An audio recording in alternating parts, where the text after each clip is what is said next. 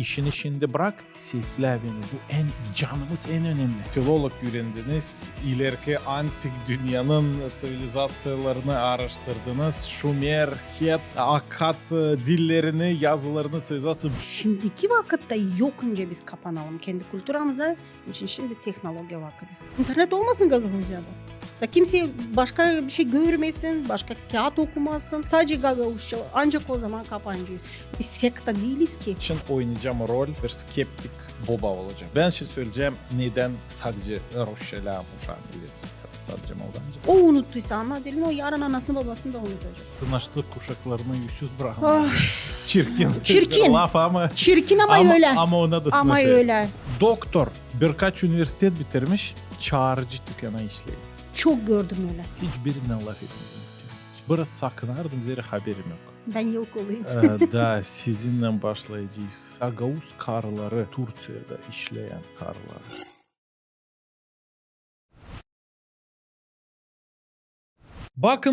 Bakın sevgili seyirciler, seyirciler. Kim geldi bugünkü podcastımıza, programımıza? Mariana, hoş geldiniz. Hoş bulduk. Gagavuz inteligenti, Haliz'den siz Caltay köyünden, Petkoviç'de hep daha o köyden, siz bilirsiniz. Agronom öğrenmişsiniz, işlemişsiniz, traktörleri sürermişsiniz, büyük maşinaları. Hem sonra siz filolog öğrendiniz, ileriki antik dünyanın sivilizasyalarını araştırdınız. Şumer, Het, Akkad dillerini, yazılarını çözüyorsunuz. Bu peki deriz. Bir sadece bu işi var cala edelim haftalarca. Elbette siz daha öğretici işlersiniz.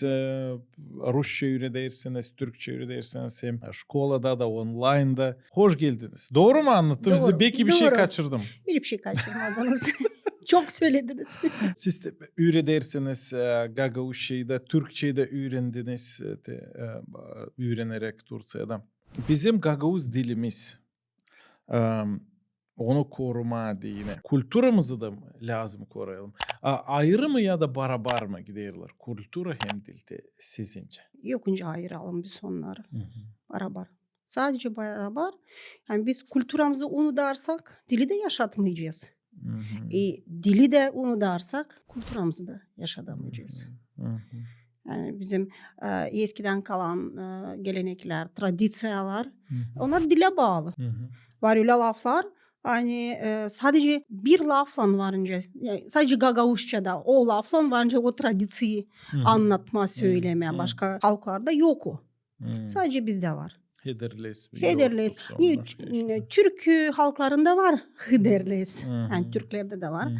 Ama bizim başka türlü. Biz onu başka türlü gösteririz. Biz onu başka türlü anlatırız. Hem de var öyle laflar hani sadece biz orada kullanırız. Ondan kültürel dil bağlı. Da doğru. Ben de elbette kayılım bu işin. Dil için laf ederken biz dilimizde laf ederiz. Laf etmeyelim sadece dil için ama dilde. Meraklı işler, güzellik yaratarak ana dilimizde o zaman o yaşayacak. Dil sadece öğren dilden için sen de o dilde yarat bir şey güzel. Doğru. Söyle bir şey güzel. Yaz bir interes bir işte insan çeksin onu. Anlama, bilme. Yani o dil lazım olsun bizim dil sadece şkolada. Yani ben geldim, İngilizceye geldim, bir saat öğrendim, kalktım gittim unuttum. Öyle yani biz bunu öyle görüyoruz var. Yani, niye de desek uşaklar onlar o kadar meraklı değil ana dilini öğrenmeye. Ama ana dil lazım her yerde olsun. Yıl başta evde. Evin içinde. Gençim var öyle uşaklar. Hani diyor ben Gagavuzcayı bilmiyorum. Niçin bilmeyesin? Senin mamın mı Rus? Baban mı Moldovan? Değil dedi ikisi de Gagavuz. Niçin bilmeyesin? Biz evde alay etmeyiz. Ben de o dili bilmeyeyim. Biz lazım evden başlayalım. Da ben anlıyorum bunu elbette ki kayalım. Herkes de bunu söyler ama bundan biraz daha ileri gidelim.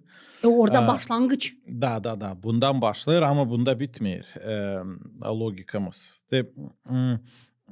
Biz sadece bizim kültürümüzü hem dilimizi bilersek sadece onu bilersek bu iyilik mi? Bu faydamızı getirecek. Biz O sizi kaybedeceğiz. bozacak mı? Sadece Gagavuşça'yı bilersek, Sadece Gagavuş. bilersek kendi kültürüm, kendi dilimizde kapanalım. Ne olacaktı o zaman? Ne olacak? Siz ne düşünüyorsunuz? Böyle mi olsun, dille mi olsun? Biz kaybedeceğiz. Biz Neden kaybolacağız. ya? Neden yani? Açıklayın. Ne için hani biz sadece kendi içimizde böyle pişeceğiz. Biz de Biz pek azız. Hem de yeni ideyalar, yeni fikirler, yeni işler Olmayacak. bize girmeyecek. Dilimizde pek kavi değil. Doğru. Hiç yani Zor fikirleri zorca bir sanat dilimizde. doğru. Onu lamta ilerletme. Ilerletme. Hem de uşaklar hem de gençler öyle diyelim. Şimdi daha çok gençlere aksan yapıyorum. Genç onlar bizim geleceğimiz. Onlar lazım görsün başka yerde de gitsinler, geçsinler, öğrensinler başka dilleri, başka kültürleri de bir eşlik böyle karşılaştırsınlar. Da anlasınlar hani kendi dilini korumazsan, kendi dilini laf etmezsen kendi dilinde dil kaybedecek. Yokunca biz sokmayalım kendi yaşamamıza başka kültürleri. Hiç. Bana kalsa çoğu analar babalar neden istemiyorlar Gagavuş'u öğretmeye? Ya da zeri onlar karşı durarlar ideye hani olsun sadece Gagavuş'u. Zeri onlar korkuyor. Doğru da yapıyor. Hani köy kültürasına batacak onların uşağı. Kendileri de istemiyorlar bir regional küçük bir köy mentalitedinde kalma. Ben sayarım köyleri elbet ki pek sayarım. Ama benim demem de o ileriki 500 bin yıla geri dönme da başka dünyadan kapanma. Demek sen sadece Gagavuş sen anlamayacaksın. Ne İngilizce, ne Rusça, ne Moldovanca, Rumunca filmleri, kentleri, kültürü, müziği sen kendine kaparsın. Da sadece kendin istinde anlıyorsunuz. Evet. Bu da bu da yanlış. Bu da doğru Büyük değil. yanlış. Biz değiliz Afrika'da bir cungillerde bir üçgüyü de hadi bize bütün dünya dillem. Onların kültürleri fukara, yufka, lam açık söyleme. Onlar derin zor bir fikir açıklamayacaklar kendi dillerinde. Doğru. O papazlar. Ben şimdi bu fikri dedim, o benim fikrim değil. O Ivan Vasilievich Topal'ın ideyası. O işi açan, onun kağıdında Обольщение Свободы şimdi onu okuyorum. Da o işi korkutmayalım diye anaları babaları açık lazım söylemeye. Ne söylemeye? Ama önce söyleyeyim diye bunu hani şimdiki vakitte yokunca biz kapanalım kendi kültürümüze. için şimdi teknoloji vakti. Uşaklar öğrenirler, görürler. İnternet var. Hepsinin elinde telefonlar.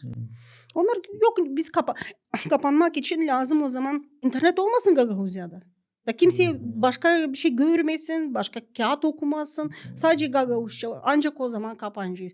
Biz değil öyle bir sekta değiliz ki. Biz bir bölgeyiz. Da. Biz bir coğrafya bölgeyiz. Yani komşularımız var, başka kültürlerimiz var. Biz yaşarız. Her köyde de var değişik kültürler.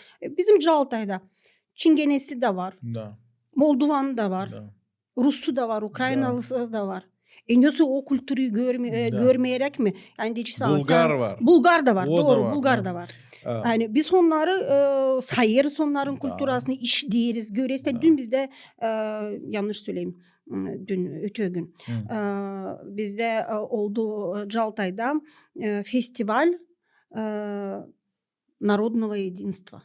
Yani Halk Birliği'nin festivali. Yani dil halk birliğinde böyle Türlü многонародность büyük çok halklılık yani bizi görürüz hani bizde bize gösterdiler Ukrayna kültürasını uşaklar şiir okudular, türkü söylediler. Gagavuzların, Moldovanların, Bulgarların, Rusların da biz yaşayırız onlarla. Biz yokunca kapanalım. Da. Ama dilimizi de korumamız Doğru. gerekiyor. Hem bizim lazım. Politics of Geography, Geography of Politics bir kağıt var. 2 tomluk politika, geografya ya da geografya politikası. Da orada interes bir iş o yazıcı söyler. Hani landschaft, geografiya landşaftları büyük etki eder. Doğru.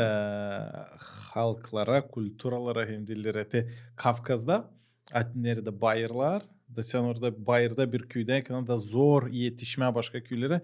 Orada pek çok küçük diller de onlar korunayırlar. Korunayırlar. Zeri o bayırlar bir duvar gibi başka külturalardan başka bütün dünyadan kalır. İnternet yok kana bu tapik duyular. Ama biz burada uz yerde yaşayırız. Burada bayır yok ya da küçük testeler, Doğru değilsiniz. yamaççıklar. Korunayırlar.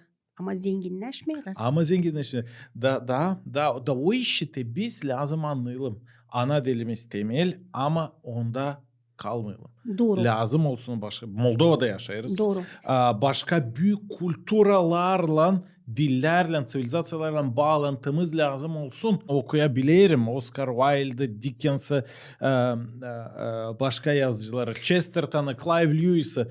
Neyse Fransızca öğrenmedim. Bilmiyorum. İsterdim Stendhal'i hem Balzac'ı okuma Fransızca bilmiyorum. Rusça onları okuyarım. Ya da İngilizce. Demek Rusça var, İngilizce var. O beni bağlantı kuruyor bütün dünyayla. Rahat kendime konfor duyarım her birde. Ama ben Gagauz'um. Ama Gagauz. Bu benim temel dilim. Doğru. Da bunlar bana bağlı. Elbette ki Moldovanca'da da. Da te 4 dil bilerek ben iyi kendimi duyarım her yerde. Ama burada bir problem var.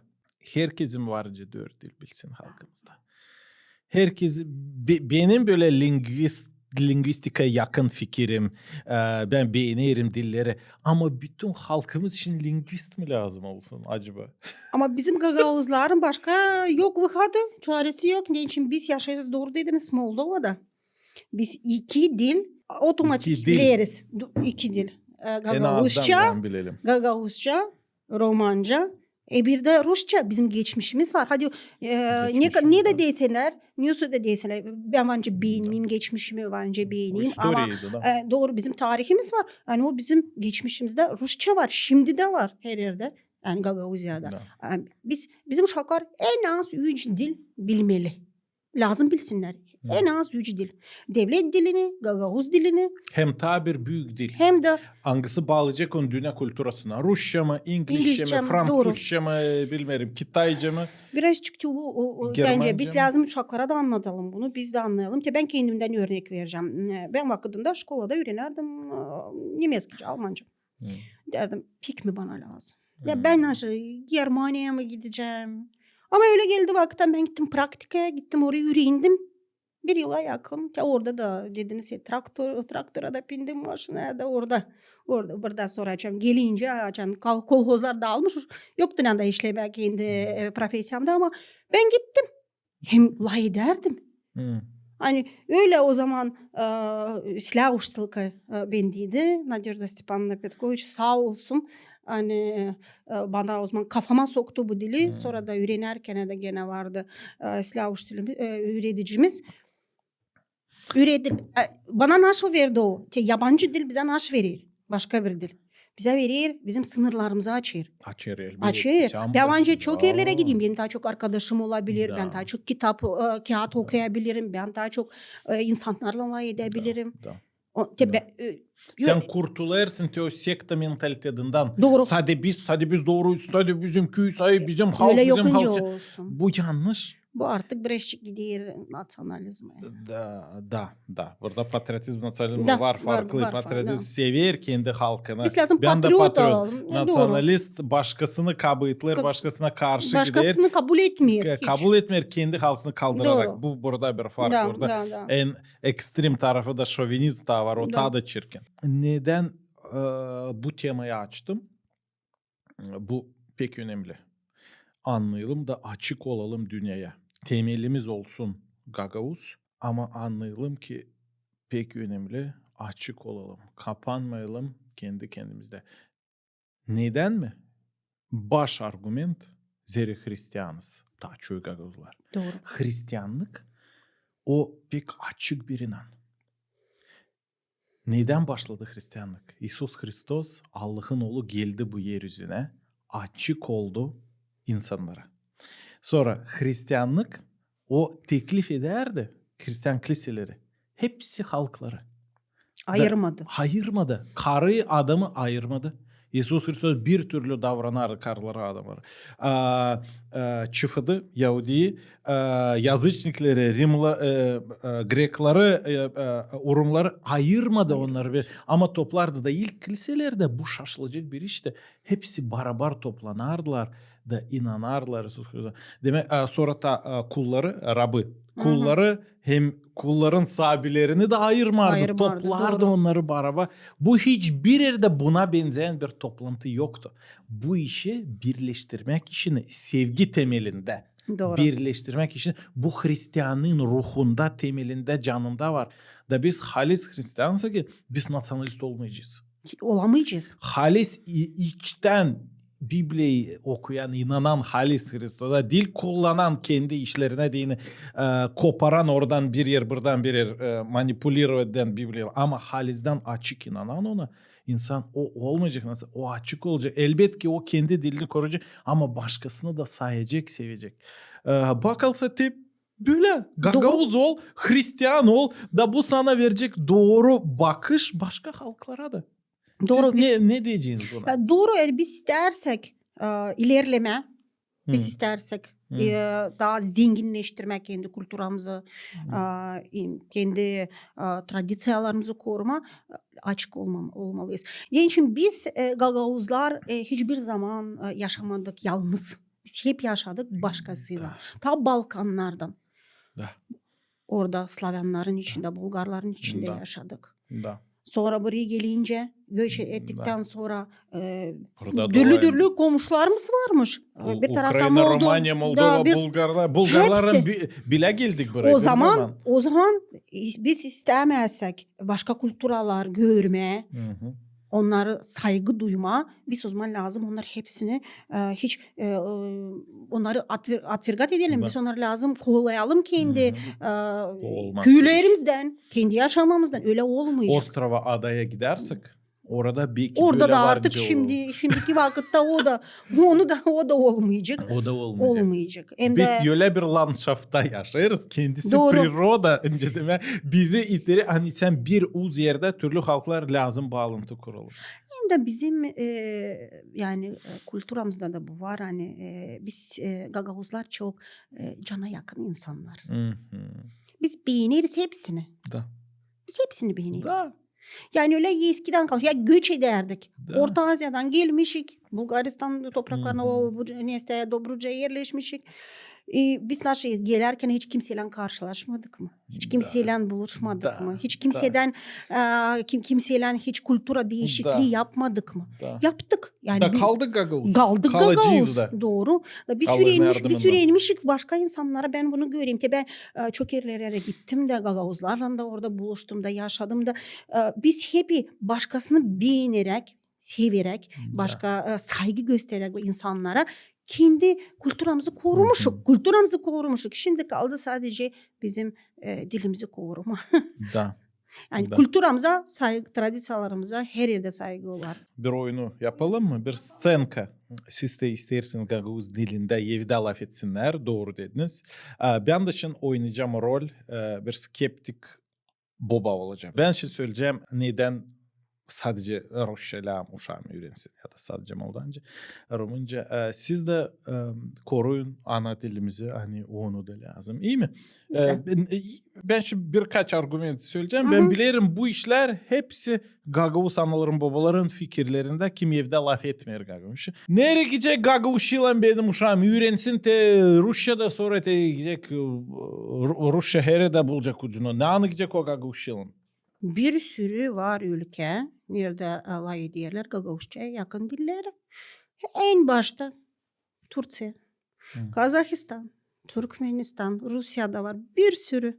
Tataristan, Başkurdistan, Başkiriye. Orada da Gagavuzça'ya yakın dillerde alay ediyorlar.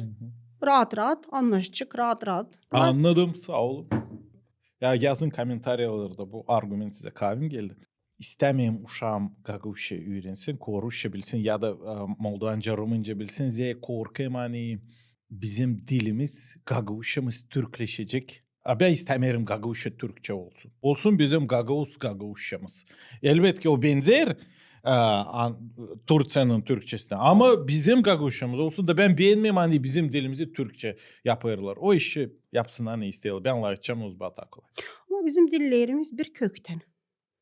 Biz yokunca ayıralım onları. Ben Uzbekleri anlamayayım, Kazakları anlamayayım. Bir kök de olsa historiya uzaklaştırdı, nasıl şey yapıyor? Ya kendi historiamızı bilmek için, kendi köklerimizi bilmek için, kendi atalarımızı unutmamak için biz onu öğrenmeliyiz. Tabii öyle bir bakış var analarında babalarda. Ben istemiyorum uşağımla sadece Gagauşya laf etmeye. Zira Gagauşyamız varınca Türkleşsin. Da Türkleştiğiyle Gagauşyamız varınca öyle olsa hani benim uşağım isteyecek inanını değiştirmeye. Ben istemiyorum bu iş olsun. Dil hem inancımız başka işler. Bakın Rusça kolay değil, bütün Rusya. Ama bir türlü inanç var. Çok inanıyorum. Çok var. Çok var. Bir sürü. İstediğin kadar. Yani hepsi Hristiyan mı oldu yoksa hepsi Müslüman mı oldu Rusya'da? Olmadı. İnancımız ayrı, dilimiz ayrı.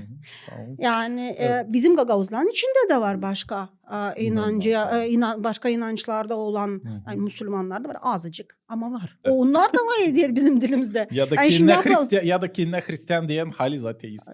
Demek yani bunu ayıralım. Yani bu da büyük doğru diyorsun. Sen bu büyük bir problem. Hani bizde hep diyorlar yani sen Rusça ben gördüm başka yerlerde de yani diyorlar. Siz Rusçalayı değilsiniz. Siz bilirsiniz Rusçayı.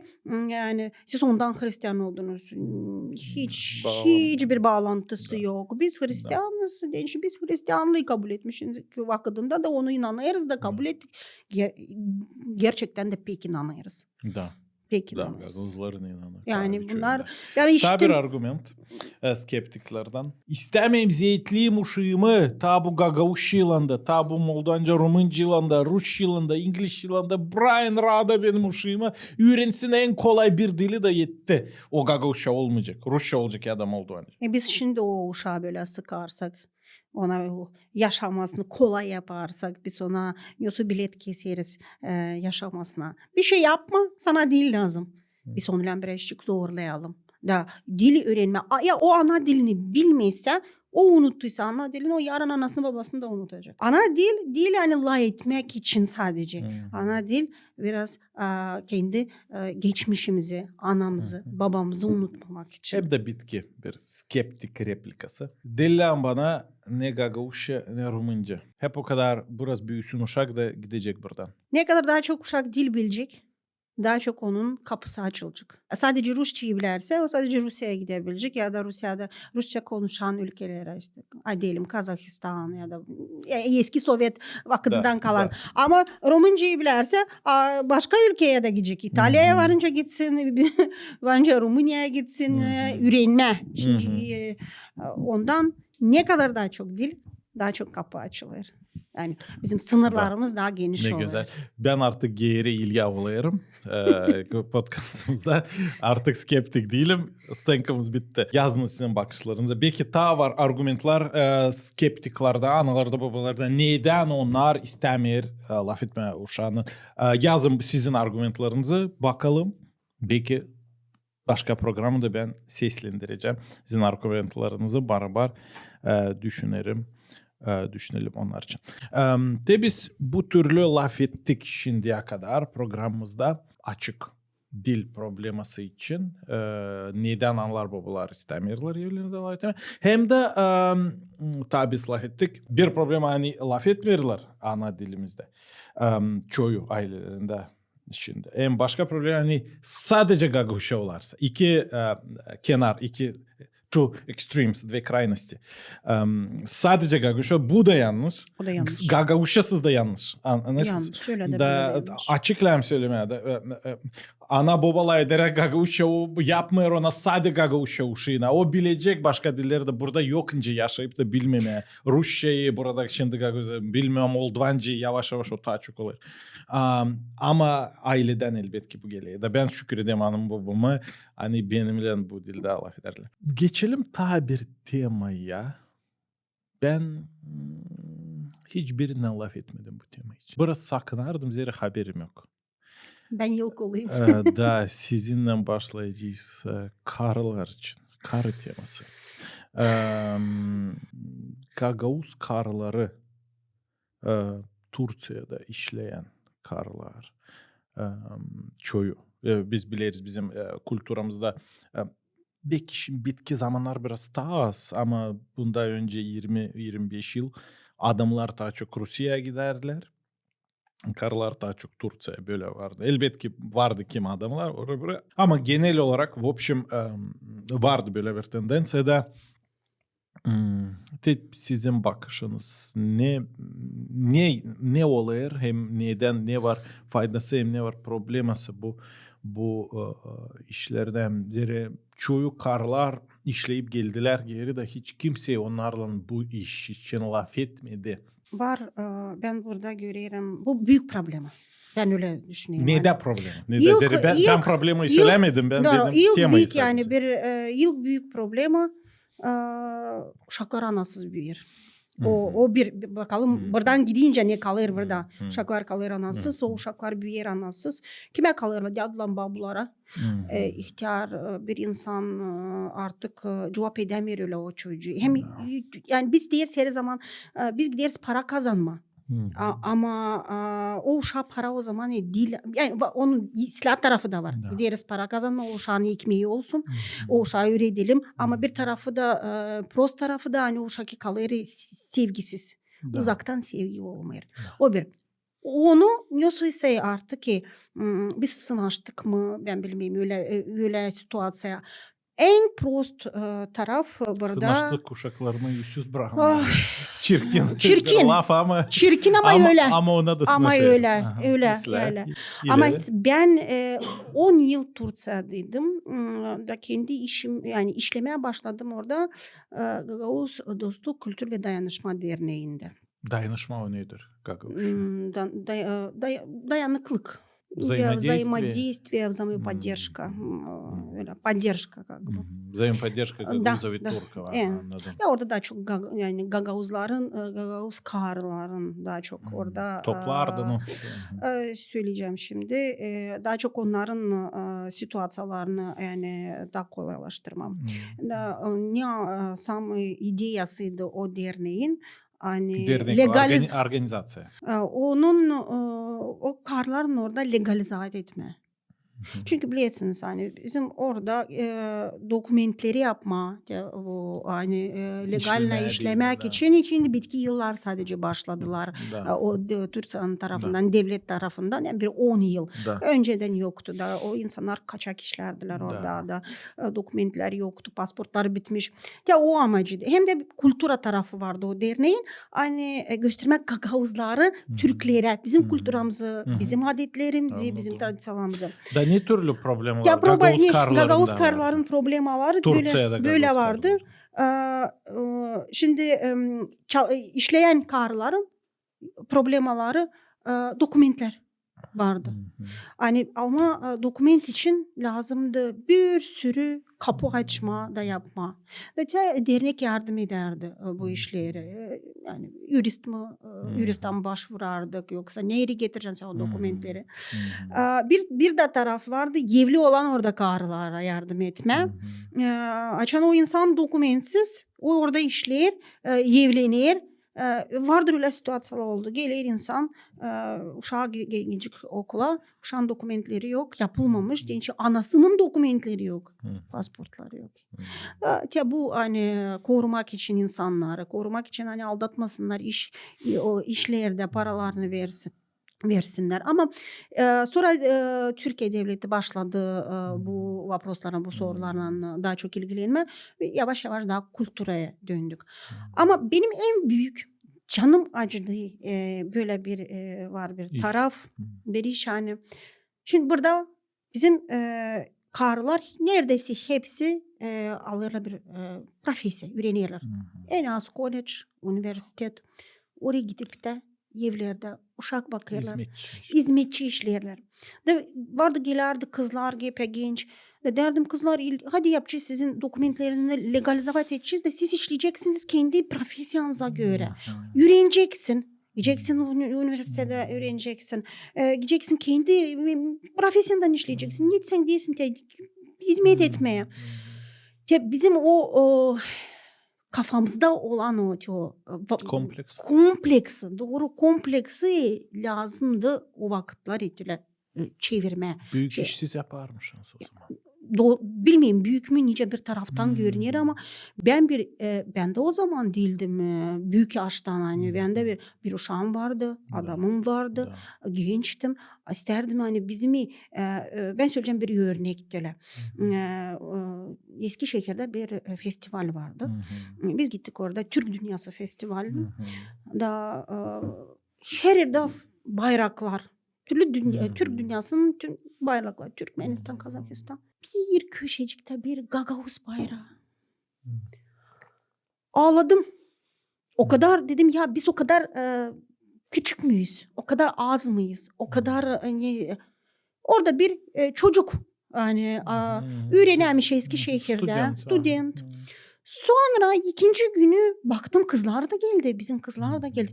Ben o zaman düşündüm hani kızlar da varınca öğrensin.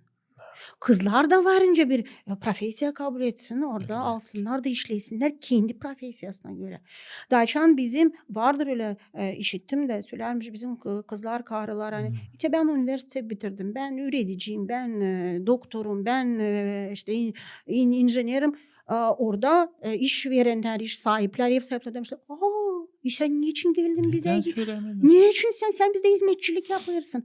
Yani ya ona canım acır. Hani bizim insan pek becerikli insan.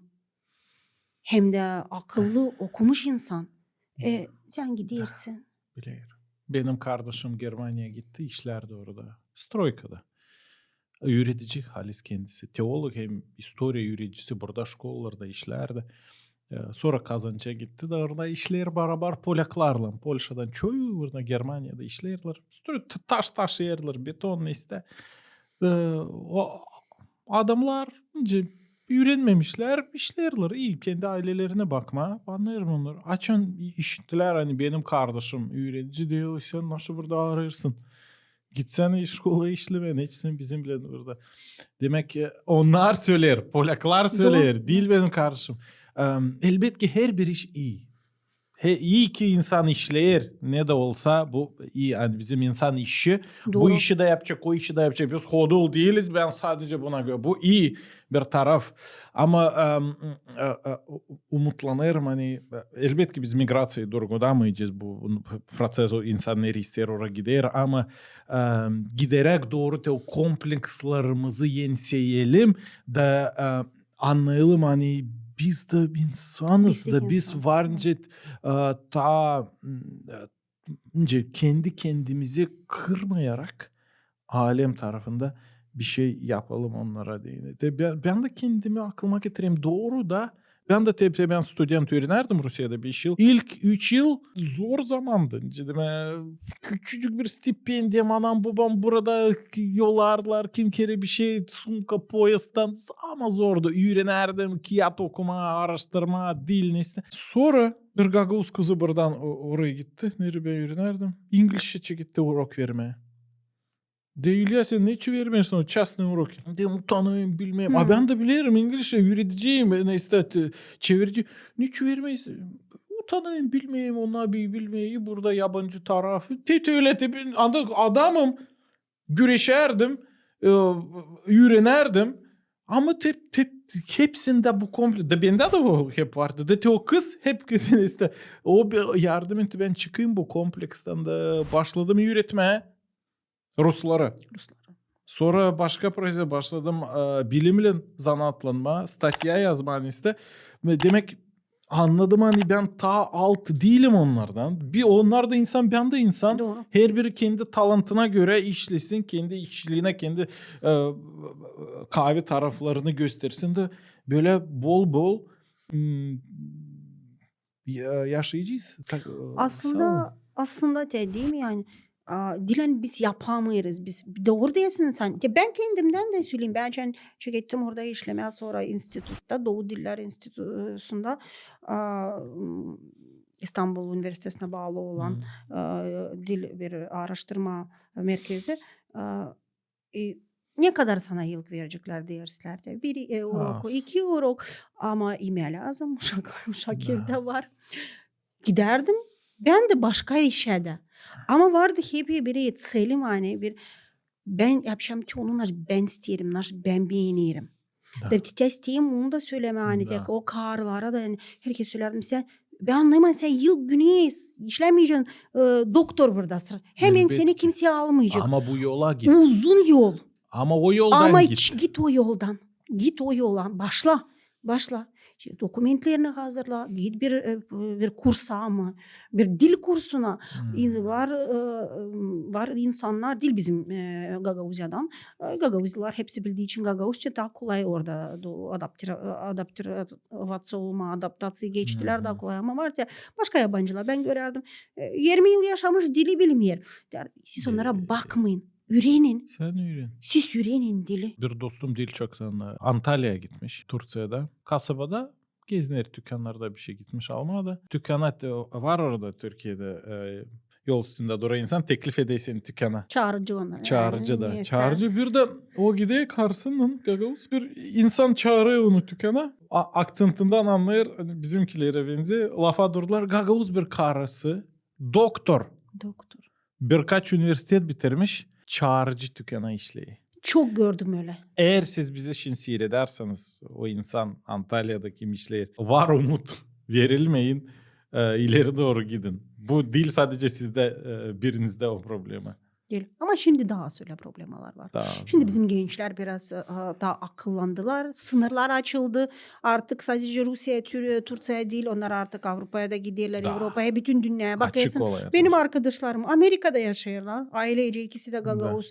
Business kurdular, iş kurdular. Ailesini aldılar.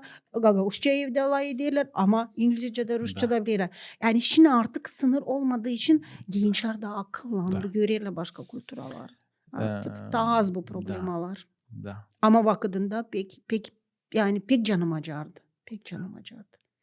Yani sen var profesyon dediğiniz gibi yani ikişer diploma var. İkişer üniversitede geçmişler. Ben daha bir şey isterdim söylemek. Karılar için laf ederiz. Hristiyan karılar Gagavuzlar için şuna ederiz. Pek önemli anlasınlar kendi payını, ценность, достоинство. Zeri Allah'ın önünde adam da karı da bir türlü pahalı. Bizde türlü roller, funksiyalar. Ben önce karı için yapıyorum, karı için. Biz türlü belki psikologiyamız neyse kendi kahve üfka taraflarımız var onda bunun. Ama ikimiz de bir türlü pahalıyız. İsus Hristos öldü karılar için de adamlar için de.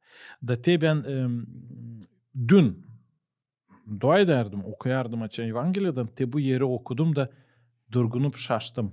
4 sıra şimdi okuyacağım Evangeliya'dan.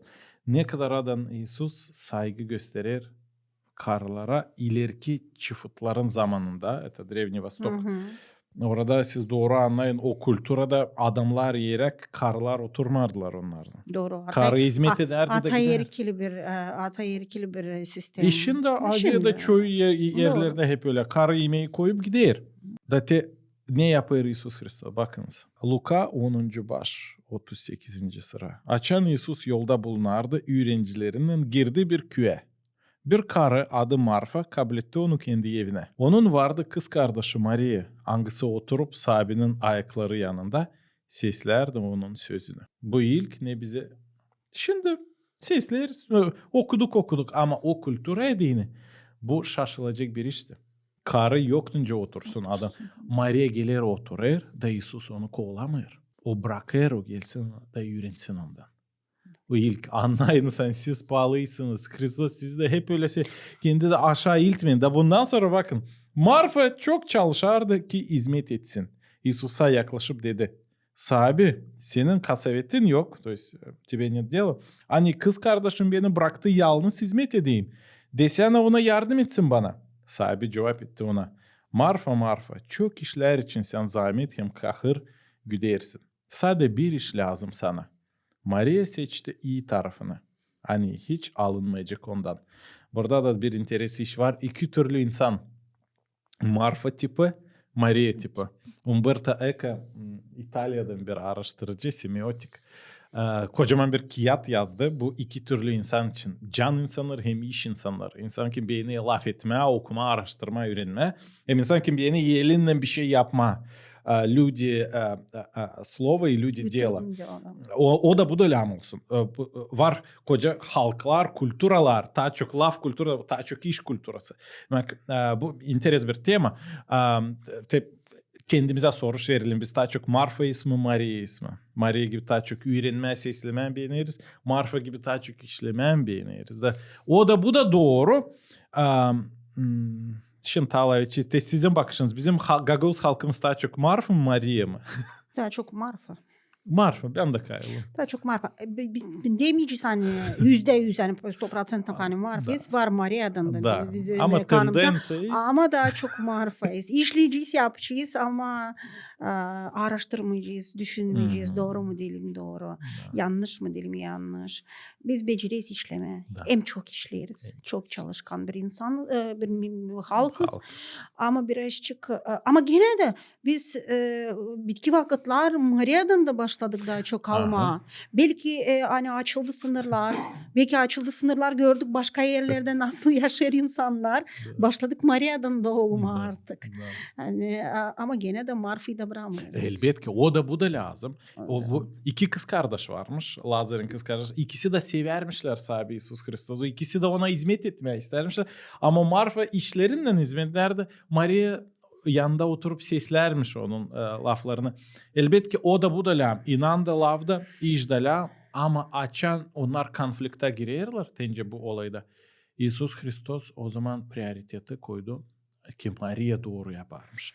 Demek işin içinde bırak, sesle beni. Bu canımız en önemli. Zira biz kurtulmayırız işlerimizle, inanla kurtulayırız. İşler o senin inanın sonucu, inanın meyveleri. İşte burada gene bence bir paralel yapma bizim karıların durumu Türkiye'de. Biz Marfa olarak ben işleyeceğim. Ben bakmayacağım hani benim var kırmızı diplom cebimde. Ben işleyeceğim, getireceğim paramı. Maria daha çok olsaydık Maria düşünüp de analiz edip de bir yol başka bir yol çizecektim kendime. Ben gene bitkide gene işleyeceğim. Gene kazanacağım. Gene getireceğim. Ama yerinde olarak. Ama yerinde olarak. Vakıdında yaparak onu. Gençim vakit biz hepsimiz burada kalmayacağız. Hepsimiz gideceğiz. Çok kısa ne kadar da olsa. Yani 100 yılda Allah bize verse gene de kısa. Ondan hem doğru yoldan gitme. Hem birazcık Maria olarak sonra Marfa olarak gitme ama hepsi kendi vakında. Doğru dediniz hani biz lazım olalım kendimizi beğenelim yıldan. Ben herkes öyle düşünerdim. Bu kadar vakit harcamışım öğrenmeye. Bu kadar vakit harcamışım. Ya anam babam para harcamış bana. Vakit ben harcamışım. Zahmet etmişim. Yani o kolay değil o kadar öğrenme.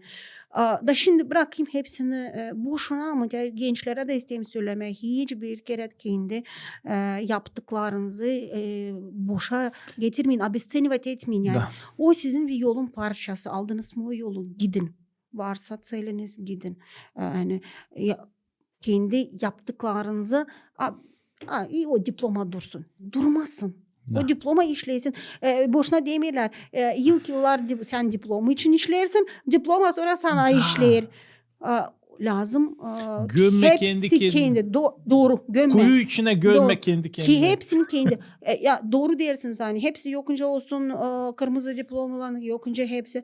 Var çiftçi de. Var var öğretici de. Onu da lazım. Bunu da lazım. Hepsi lazım ama lazım o yola gitme. Yani ben ondan pek canım acardı onlara. Hani hem de sorarım sen beğenirsin mi kendi profesyonu? Beğenirim. Niçin işlemesini? Ama öyle ben yabancı taraftayım. Nasıl ben işleyeceğim? Kim beni kabul edecek? Öyle değil. Şimdi o eski zamanlar değil. Biz her yerde lazımız. Hem de Gagavuzları bilirler hani çalışkan. İyi taraftan. İyi taraftan. Daha Mihail Çakır bu işleri yazardı. Gagavuzlar kavi halk, çalışkan halk, sözünü verdi tutar halk. Böyle bu karakteristikayı verirdi. Elbette kimse bozar bu karakteristikayı. Her yerde var. Her yerde var. Onun için seyrederek utansınlar. Biz... Her bir halkta var. Elbette. Her bir halkta var. Sleysi de prosto da. Şimdi başararak Maria Marfa için bu paraleli, interes bir paraleli. Kendi kendinize de araştıralım, kendi kendimize halk olarak, insan olarak. Elbette ki en iyi balans olsun bizde. Maria yönelimli canımıza dini biz kurtularız inanın. Ama halis seversek, halis inanarsak bizde işler de olacak. Doğru. Sabi seversen sen seveceğin insanlar dolayında işlerini seversen aileni, halkını sen yapacağın bir şey ona dini. Date burada Marfa'ya nice İsus bir zamечание doğru der Marfa'yı burada kendi laflarının hani sen çok emekçi düşünürsün ama Maria daha doğru senden. Bundan sonra ben dün araştırardım daha bu işi da baktım Evangeliye'de nerede tam Marfa için yazılı var. Daha bir yer Marfa için yazılı. Nerede gösterilen hani Marfa doğrulmuş. Bizim de umudumuzu o zaman kaybetmeyecek. Daha yani. kaybetmeyecek. İsterseniz mi okuyayım size? Pek kısacık. Ne de Ayozduh Biblia'yı, Türkiye'de İncil'i verdiğinin bu fikirleri Apostol Yohan, sonra Luka Evangelist yazsın diye verir onlara bu interes fikirleri de bakın. Açan geldi İsus, anladı hani Lazar 4 gün şinden sonra mezar içinde.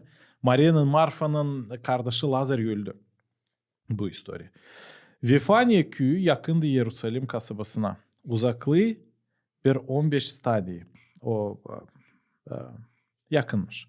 Çoğu Yahudilerden giderdiler Marfa'ya Maria'ya ki iyilendirsinler onları kardeşin ölümü için. Açan işitti Marfa. Hani İsus gelir çıktı ona karşı ama Maria kaldı içeride. Şimdi kim ilk gider karşı İsus alay etmeye onun? Marfa artık. Şimdi değişerler yerlerini. Demek Marfa anladı ne en önemli. Da sonra ne olur? Marfa dedi İsus'a sahibi eğer sen olaydın burada ölmeyeceydi benim kardeşim. Demek o inanır hani İsus dirildiciydi onun kardeşi. Ama şimdi bilirim hani ne isteyeceksin Allah'tan o verecek sana. İsus dedi senin kardeşin dirilecek. Marfa dedi bilirim hani dirilecek bitki günde yöllerin dirilmesinde. İsus dedi benim dirilmek kim yaşamak kim inanır bana. Eğer ölürseydi de hep o kadar yaşayacak. Kim bana yaşarken inanır o hiç ölmeyecek. İnanırsın mı sen bunu? Marfa dedi ona inanırım sahibi hani sen Hristos Allah'ın oğlu hangisi lazımdı gelsin bu dünyaya. De bu yerlerden interes yerde. Hani Marfa doğruldu, anladı. Doğruldu, anladı. Yani da ne derin işler söylüyor. Hem de bizim de o zaman umudumuz kaybetmiyor. Yani biz de doğrulacağız. Da. Kim yoldan anlamıyor hangi yoldan gitme. Da. Onun için bizim ben kendi yaşamamdan bunu görüyorum. Hani Allah bizim her yaşamın her bir vakitinde adımında yanımızda. Sadece doğru anlayalım onu, işitelim onu. Da. İsteyelim, utanmayalım yardım istemeye ondan. Pişman olma, yardım isteme. Doğru, yanlış yapsak da anlayalım yanlışımızı. Da. Pişman olalım, kendimizi affettirelim. Yani diyelim ki bize affet Allah'ım. Pişmanım yapma. Bundan da en büyük de adım yapmayalım. Doğru olalım. Tekrar etmeyelim o hata yanlışlıkları. Bu çok önemli. Ve uşaklarımızı da böyle öğretelim. Bugün de karılar için laf ettik. Turciya'da interes bir tema, önemli bir tema. Hem de ben görüyorum hani neden bu problem oluyor. Hani gidip kendi kendilerini alçalıyorlar nerede dil lazım alçalma. Bu problem var tabir tarafı da. Adamlar yufkalaşıyor. Adamlar da kendi rolünü unutuyor kim kere. Ya da pasif oluyorlar adamlar. Bunu da ben hesaplayorum. Yoksa biraz başka türlü mü? Yoksa biz mi daha güçleniriz? Belki bu da dileni adamlar aşağısında neyse pasifleşsen biz daha çok alırız başrolü da onlara vermeyiz yol. Yani vermeyiz onlara yerinde olsunlar. Vermiyoruz adama. Adam yerinde olsun. Hani Yusuf bizim eskiden adam. Gönderici. Baba. Baş. Saygı. Baş. Yani ben değilim o kadar. Biz o kadar ihtiyar değiliz. Da. Hani biz artık Sovyet vakitinde büyüdük. Birazcık başka Emansipasya kültüre doğru zamanında. değişikti. Ama gene de bizim ailelerde de var. Benim ailemde. Baba sofraya oturmadığıyla biz oturmadık. Da. Sofraya da yemek yemerdik. Beklerdik babayı. Baba dedim ya istersin bir şey ya da bir yere istersin. Baban izin Onun verirse. lafı geçerdi. Baba. Ama sonra karı çıktı evden. Karı gitti kazanma. O zaman da karının başka rolüydü evde. Da. O işlese de o evi düşünerdi. O evin direğiydi karı. Karı gitti kazanca direk yıkıldı. Yıkıldı direk. Karı da öyle biz birazcık женский psikologiyada karı psikologiyasında böyle ben yaparsam yalnız bana pek mi lazım o zaman saygı gösterme, onun lafına da saygı duyma. Var öyle çokla ederiz karılarla da o arasında göresinde. Hani var öyle hepsi değil ama gene de büyük prosent. Ben kendim yaparsam o zaman ona da saygı duymayacağım o zaman. Öyle Karı daha çok kazanarsa adamdan var mı bir sebep adamı saysın? Öyle düşün. Öyle logikayla. Ama öyle de değil doğru. Hani biz Allah'ın yönünde de veririz bir krat var. Hani İslat vakitte de prost vakitte de biz o adamın yanında olacağız. Şimdi sen kazanabilirsin daha çok. İleri düşünme. İleride hiç öyle bir sorunda kalkmardı. Karı kazansın. Adam kazanardı. Da. Karı evde cevap ederdi. Uşakları evi. Ama ben kazanırım. O adam için nasıl saymam ama. Ben diyeyim ben gavni. İnce ben şey örnek vereyim ben demeyeyim de. Yani ben başım. Öyle olmuyor. Öyle olmuyor. Adamın başka yeri. Kendi kendine karında prost yapar insan Doğru. böyle yaparsa. Doğru. Yani ondan ben öyle benim fikrim hani öyle. Sen bence olarsan büyük holdingin de başı ama sen evde sen karısın. Peki işte sen business lady. Da. Peki sen prezidentsin evde ama evde sen karısın. karısın. Evde senin adam. Da. Adam yerinde sen onu sayacaksın. Sesleyeceksin. O seni sayacak, sevecek, sesleyecek. Da bu güzel bir bağlantı. Biz uşakları da öyle gösteririz. Bir matriça oluştururuz uşaklara. Ben daha büyüküm, ben daha önemliyim de o zaman o uşaklar hiç istemeyecek de kurmaz sonra. Öyle ailede kuruluyor sonra. Ben pek beğenirim. Gene Evangeli'yi nasıl yapıyorum? Oradan alırım örnekler. Efeslere 5. başta orada Apostol Pavel yazar. İşte bu hiyerarşiyi. Karının sahibisi var adamın sahibisi Allah. Bu bir hiyerarşi. Bundan sonra ta yazar. Belki bu hiyerarşi adamlar belki beğenir tamam ama bundan ta var pek derin bir iş. O yazar adamlar öyle sevin karlarınızı nice Hristos sevdi. Kiliseyi de yaşamasını verdi onun için. Adam sever mi kendi ailesini karısını öyle hani ölsün onun için. Eğer karı duyarsa hani o kadar onu sever. O sevinecek onu sesleme saygıyla. Adam da onu sever de bu beraber meraklı bir iş olacak. Demek bu değil bir hiyerarşiya nice vurdu masaya kim burada çorbacı sen beni sesle. Sevgi hem ailede bu roller neden Biblia'ya göre olacaklar açan adam sevecek ölünce bütün canından bütünü verecek ona değil. Bu yönüne biz onu deriz kim ki? Biz deriz olsun hiyerarşi ama onu deriz nice Hristos gibi olmak kilise. Kilise insanlar herkes sesliyor Allah İsus Hristos'u. Herkes seslemiyor ama o hep o kadar bizi sever. Günü yeni günü yollaya, yağmur yollaya sesleyenlere de seslemeyen onlara inancılara inanmayan onlara o bizi hep o kadar sever. Demek karı belki seslemer. Belki ciddi hodul gordu belki ama hep o kadar seveceksin onu. Zeri sen anlarsın. Bu derin işler için lazım etmen. Buyurun. Ama biz karıştırırız. Baş olmak değil demek hani sen tiransın. Patron tiran. Tiransın. Elbette ki. Sizin laflarınız hani seveceksin onu. Da. Hani karı o bir koruyucu. O bir aile koruyucu, o bir direk. Atmosferin evini karı kurar. Değil adam. Ama karının içindeki olan atmosferi adam kuruyor. Da. Da. Da karı o atmosferasını uşaklara verir. Da. Yani Da. ondan derler ya ana evin dire. Da. Hiç Değil adam ama ana. var öyle Ana bir kurar atmosferi. laf var Ana ya. dili, ana tarafımız, Ana dil tarafımız, baba dili. ana Ana toprağımız, toprağımız, ana dilimiz, toprağımız, dil doğru. baba toprağımız, dil baba dilimiz. Bakınız. Doğru. Hani Kimde halis kuvvet. istersen evde hepsi ıslah olsun. Var ya böyle bir laf, hani sen istersen evde hepsi olsun. Lazım karı mutlu olsun, şanslı olsun. Elbette. Boşuna deme dersiniz ya, bakın önce ana, her yerde ana. Da. Boşuna demirler ya Gagavuzlarda. Karı boyun, adam kafa ama karı boyun Ama nereye karı boyun boyun. çevirecek, o tarafa adam bakacak. Da. Ondan lazım hani yani biz istersek ailelerde mutluluk olsun, Da. uşaklar ıslah atmosferada büyüsün. Da. En önemlisi karı olsun mutlu. Elbette. Mutlu. Karı. Karı. O da şimdiki yani var burada birazcık değişik, panetyalar değişikliği. Hı hı. Baş olmak demek alma ответственность. Karı içinde uşaklar için Sorumluluk. sorumluluğu alma, doğru sorumluluğu alma.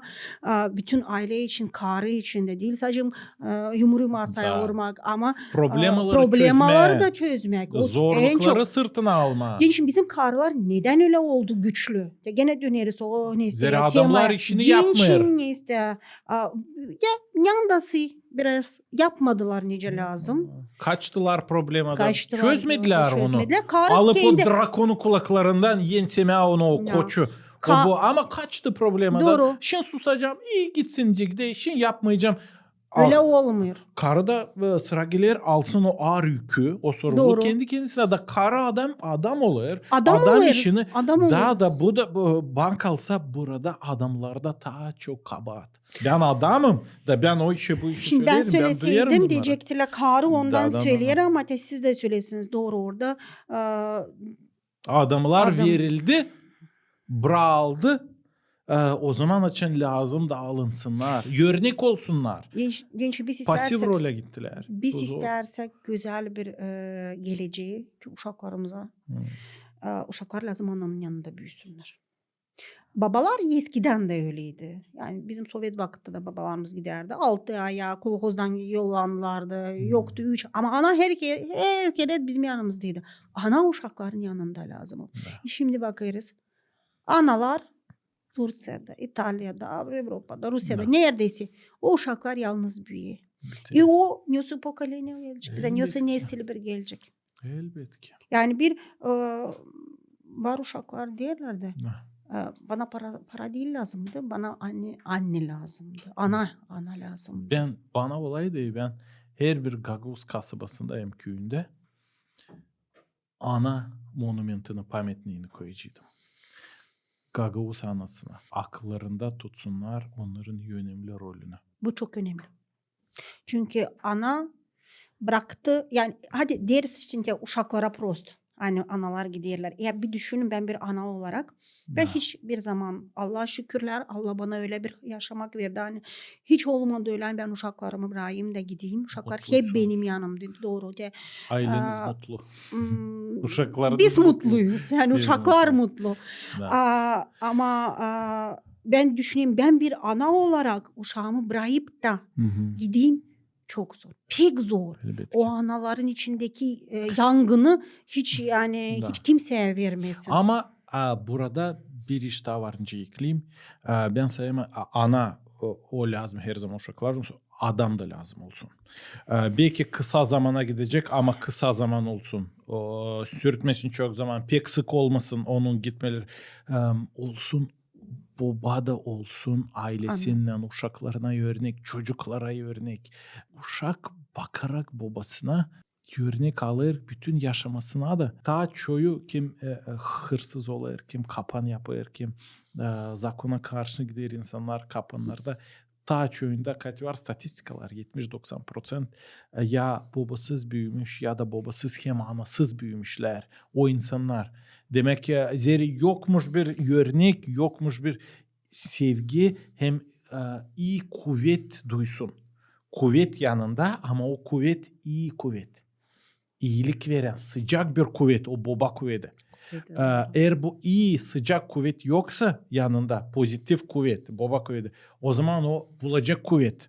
Ama olacak fena kuvvet, su kuvvet dışarıda, sokakta, banditlerde, hırsızlarda, yalancılarda, sokakta dostlarında onlar da kuvvet var onlarda. Ama o yanlış kuvvet, o soğuk kuvvet, sevgisiz kuvvet. Zaten bu sevgi hem kuvvet o sadece babada. Anada sevgi, babada sevgi hem kuvvet. Ana alamayacak bu rolü kendisine. Sadece Yapamayız. kuvvet rolünü yapamayacak. Yapamayız. Zaten sevgi hem kuvvet kimde de var? Allah'ta Da. elbette. Gökteki babamızda молитва Отче наш Doğru. diyecek de ey gökteki babamız. O en kavi en çok seven o da uşak bakarak kendi babasına kim kere babasına bakarak sahabi içi de başlar düşünmeye ta pozitif. Boşuna sahabemiz yapmamış karı adam. Bu onun planı, onun projekti. Boşuna olsaydı yani bu önemli olmasaydı hani uşaklar büyüsünler, Da. uşaklar olsun bir çiftte, Da, bir da, parada çiftte. O çift, zaman olacaktık hepsi ya karı ya adam. da. Ama onun öyle planıymış hani lazım ailede olsun hem baba hem ana. Da. O artık şimdiki zamanda ben düşünüyorum hani onu yapabiliriz biz. Da. Bir Şimdi biraz vakit doğrulayabiliriz. bir vakit anlar yani yokuncuydu gücenme yokuncuydu deme yani yanlış yapıyorlar gidiyorlar ama şimdi artık yapabiliriz. Şoklarımızın yanında durabiliriz. Yani var bir pokolenya ben görüyorum öyle bu benim düşüncem Kayıp ben demeyeyim pokolenya. kayıp pokolenya. 90. yılların. Ve hem de o pokolenya bölündü iki bölüme yani iki parçaya bir parça hani gitti Pros yoldan. Pokolenya o evlat boyu bakılsa Gaguşu ben sözlükte bakmıştım. Nesil ya da evlat boyu. Nesil ya da nesil gagozlar ama evlat boyu O evlat gagozlarda boyu kullanıyoruz. kullanırız doğru. Pokolenya Yani evlat boyu. hani onlar pek prost yoldan gittiler. Da. Yoktu onlara destek, yoktu arkalarında babaları, yoktu anaların yani doğrultsun. Ama bir parçası, bir bölümü onlar dediler biz istemiyoruz böyle yaşama. Biz istemiyoruz. Biz anasız babasız. Anladım. Benim anam gitti mi? Da. Ben Bende istemeyelim. böyle Bende olmayacak. olmasın. Onlar ya böyle o pokolenya pek demeyelim hani kayıp pokolenya hani evlat boyu kayıp ama gene de çoğunu kaybettik. Yani bir acı çek. O acı o canlarda böyle yarattı hani. Ben öyle yaşamayayım. Ben istemeyeyim öyle. Klasik literatурasında потерянное поколение, kayıp pokolenya, kayıp evlat boyu ona derler ikinci dünya cenklerin arasında evlat boylarına birinci hem ama ikinci. orada sebepler orada sebepler vardı. Fitzgerald yazardı, Hemingway yazardı o zamanlar. Onlar cenk ederler birinci dünya cenginde. Hemen de ikinci büyük başladı. acı duydular. Hem ikinciye kadar da yetiştiler de bu arasında kaç 20 yıl de onlara derler kayıp ol. Zira onlar eski dünya dağıldı. Yeni dünyada ta kurulmadı. Da o canları kırık yaşayarak genç ama canı artık kırık. Da Hemingway ilk bakılsa bu lafı söyledi. Olsa Gertruda Stein mi lazım tabir ki bakalım. Da bakılsa bizim halkımızda, küçük halkımızda da hep bu derin prosesler geçer. Bizim halkımıza değini o Sovyet Birliği dağıldığıyla 90. yıllarda çıktı bu kayıp evlat boyu. Şimdi bakılsa 30-35 yıl geçti. Geçer artık bu kriz ama bu krizde halkın yarısını kaybettik. Azaldık biz. Dağıldık sıfıra bakarak bütün dünyaya. Hem de bakın belki bu ilk atakaya dayandığının yarısı kaybedildi, geberdi. Belki bilmiyorum. Belki bundan sonra kahveleşiyiz bilmiyorum. Ay, bakın böyle de bakalım. Biz ileri daha çoktuk. Bir ailede 6, 7, 12'ye kadar uşak vardı. Şimdi gençler artık bir iki uşak. biz yapamayız. Kimsinde hiç çok. yok. Yapamıyoruz, yani istemiyoruz. Köpecik, bakacağız daha çok ince başka da şimdi ama modern yerlerde. Şimdi yani Ben demeyeceğim hani eskiden daha kolaydı yaşama. Belki daha zordu da yaşama. Şimdi daha bence daha Daha zordu. kolay. İleri daha zordu. Elbet ki. Elbet Şimdi ki. daha kolay. Şimdi bizim daha çok var. Niyestelerimiz, açacak kapılarımız var. Şimdi biz kolay yaşamaktan zevkleniyoruz. Milan Kundera yazdığı bir roman Невыносимая легкость бытия. Dayanamayan kolay zamanlar. Geçen gün bir Biz sınaşmadık kolay zamanda yaşama. doğru Bek- doğru. Bir var laf, bu da bir laf var. Ben onu Rusça söyleyeceğim. Sonra çevirmeye Hı. çalışacağım. Трудные времена рождают сильных людей, Да. сильные времена рождают сильные времена, хорошие времена Мгм. рождают слабых Слабых людей, людей. слабые люди опять же рождают плохие времена. Плохие Yani времена. bu Da gene yani sıkılsın iyi diye. iyi insanlar yaradır, Zamanlara. iyi zamanlar yaradır. Çok Yufka yufka insanlar Kötü kötü zamanlar. zamanı yaradır. Sonra gene Kötü sıkılıp doğru dönüyor. kötü zamanlar da yaradır ve güçlü insanlar yaradır. Yani o demek doğru bir sıkıl. Yani işte belki güçleneceğiz. Belki. Demek kötü zaman bilmiyorum. Bizde şimdi kötü zamanlardı. Da logikaya göre bu kötü zamanlar lambda kahve insanları yaratsınlar ama az kuvvet şimdi görüyorum. Bilmiyorum. Belki o kuvvet var ama toplu değil. Toplu değil. Belki Daldık.